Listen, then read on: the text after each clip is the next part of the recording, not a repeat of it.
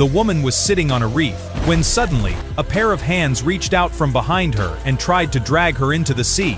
Instead of letting go, she desperately tried to pull the man up, but suddenly, a powerful force dragged the man into the sea. Soon, the water around her turned red with blood. The tide would rise in 3 hours, and the reef would be completely submerged. She had to find a way out quickly, but the worst part was, she hadn't had a drop of water all day. Combined with the scorching sun, she would soon die from dehydration. She wanted to jump into the water to cool herself down, but a shark kept circling around her. Nancy didn't have a single chance, but then, a floating helmet suddenly appeared, giving her hope of survival, because there was a waterproof camera inside.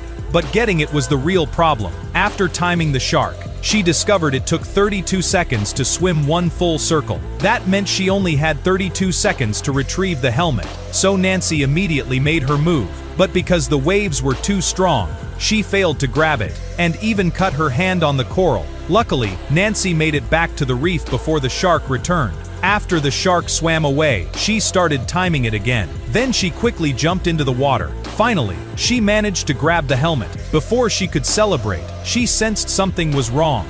The shark had crossed over the reef and was coming straight at her. Terrified, she fell into the water. Luckily, the shark got stuck against the reef. She seized the opportunity, grabbed the helmet, and quickly returned to the larger reef. Then by watching the footage saved on the camera, she discovered there was a dead whale nearby. The shark had been guarding this feeding ground and kept circling the area, so she had to leave as soon as possible. But the buoy was about 100 meters away, and it would take her a full minute to swim there. The shark would be even faster. But Nancy had no choice. This was her only chance, so she recorded a message for help with the camera. After explaining what had happened, she put the camera back inside the helmet and threw it into the sea, hoping it would float to shore. With everything ready, the rising tide was about to cover the reef.